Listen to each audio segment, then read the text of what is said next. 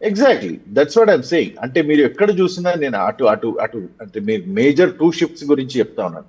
One is West Bengal how it has got shifted, one is Tamil Nadu how it got shifted.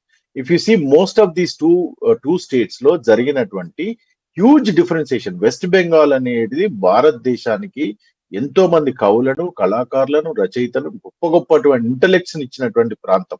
అయితే మీరు చూడండి, ఎక్కడెక్కడైతే water అంటే సముద్రం ఎక్కడెక్కడైతే ఉందో, ఎక్కడెక్కడైతే బ్రిటిష్ పాలించిండో, అక్కడ పెట్రియాటిజం, నేషనలిజం అనేది చాలా హ్యూజ్ ఉంటుంది.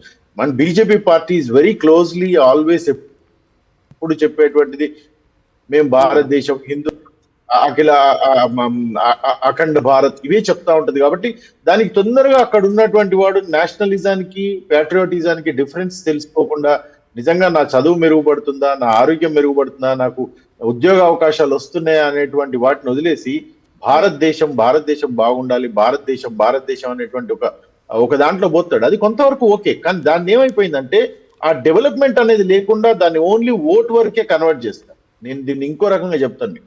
భారతదేశంలో ఉన్నటువంటి 70% హిందువులు భారతదేశంలో బీజేపీ పార్టీ కోటేస్తున్నారు ఇప్పుడు చెప్తున్నారు వాళ్ళు. ఇక్కడ మొత్తం భారతదేశంలో 31 స్టేట్స్ ఉంటే 14 స్టేట్స్ లో వాళ్ళు డైరెక్ట్ గా రాష్ట్రంలో అధికారంలో ఉన్నారు, 4 స్టేట్స్ లో అలయన్స్ లో అధికారం ఉన్నారు. అంటే 18 రాష్ట్రాల్లో బీజేపీ అధికారంలో. మొత్తం భారతదేశంలో ఉన్న 31 రాష్ట్రాల్లో అధికారంలో చూస్తే 13 రాష్ట్రాల్లో అధికారం లేదు. కానీ భారతదేశంలో హిందువులకంటూ బీజేపీ చేసింది ఏంటి? పవన్ గారు, నేను చెప్పేది అదే. అదంతా ఎవరు చెప్పాలి? ప్రతిపక్షాలు చెప్పాలి. అదే చెప్తున్నాను మేడం. మీరు వినండి, నేను ముందే చెప్పాను. I'm talking as an individual in the society, not representative of Congress. గుండ్లోకి వెళ్తే టికెట్ డబ్బులు కట్ చేశారా? తిరుపతిలో రోజుకి 50,000 మంది దర్శనం చేస్తారు. హైయెస్ట్ టికెట్ ఎంత? 10,000 రూపాయలు. 3 రోజులు సామాన్యుడికి దర్శనం. పార్కింగ్ చేస్తే ఖర్చు, అర్చన చేయించుకుంటే ఖర్చు. వీటన్నిటిని ఎక్కడ కూడా బీజేపీ తగ్గించలేదే. హిందువులకి ఎక్కడ కూడా పెట్రోల్ డీజిల్ లో తక్కువ చేయలేదే. హిందువులకి ఎక్కడ కూడా కాలేజీలో అడ్మిషన్లు పెంచలేదే. హిందువులకి ఎక్కడ కూడా ఉద్యోగ అవకాశాలు మెరుగుపరచలేదే. హిందువులకు బీజేపీ పార్టీ చేసింది ఏంటి? ఓన్లీ హిందుత్వ అండ్ నేషనలిజం అనేటువంటి అజెండాను తీసుకెళ్లి ప్రజల మీద సంక్షిప్తంగా రుద్దుతున్నారు. నేను ఎందుకు ఈ మాట చెప్తున్నాను అంటే, I'm also a strategist, I also think in different perspectives.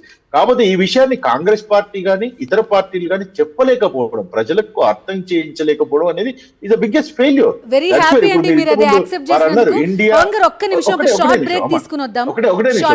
India alliance fail కావడానికి వారు రావు గారు బాగా చెప్పారు, అద్భుతంగా చెప్పారు. ఏం చెప్పారు?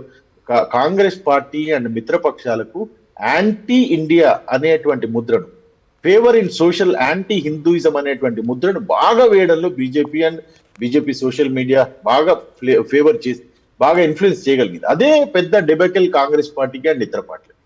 రైట్. రవికాంత్ గారు ఏం చెప్తారు? సో ఆయన స్ట్రాటజిస్ట్గా మాట్లాడుతున్నారు. నేను 100% ఆయన చెప్పిన పాయింట్స్ అని అగ్రీ చేస్తా. కానీ ప్రతిపక్షాలు దాన్ని బలంగా జనంలోకి తీసుకెళ్లడంలో ఎంత సక్సెస్ అవుతున్నాయి? At the same time SIR అనే ఒక ట్రాప్లో పడేయడంలో కూడా కొంతవరకు బీజేపీ సక్సెస్ అయినట్టు కనిపించింది. ఇదర్ బీహార్ తీసుకోండి, లేదంటే వెస్ట్ బెంగాల్ తీసుకోండి, దానిపైన పోరాటం చేయడంలోనే అటు కాంగ్రెస్ అక్కడ కానీ ఇక్కడ టీఎంసీ కానీ దాంతోనే టైం సరిపోయింది పార్టీలకి. అంటే 2 విధాలుగా, ఒకటి మోదీ గారితో మ్యాచ్ అయ్యే ఒక ఫిగర్ ఇక్కడ అపోజిషన్లో లేకపోవడం.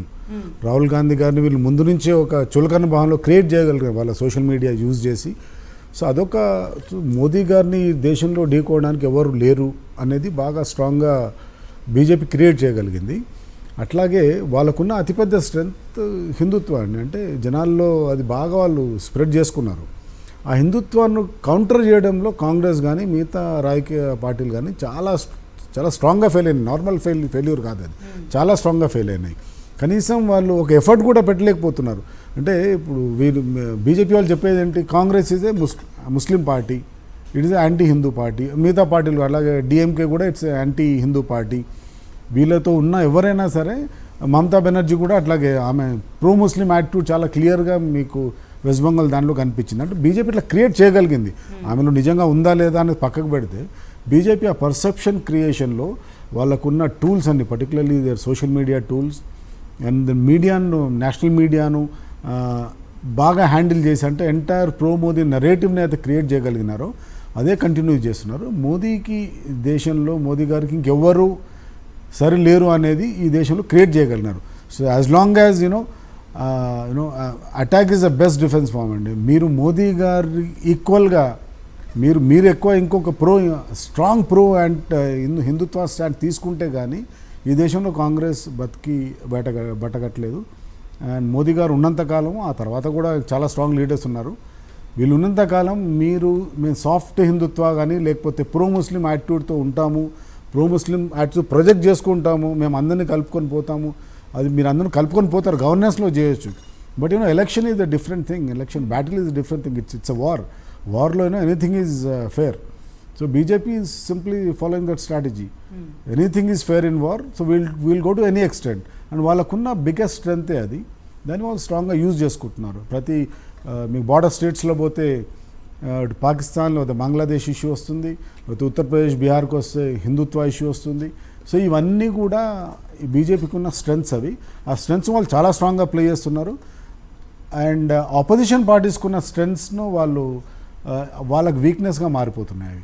ఆ వీక్నెస్ నుంచి వాళ్ళు బయటికి రావడానికి ఒక స్ట్రాంగ్ స్ట్రాటజీ వాళ్ళ దగ్గర లేదు.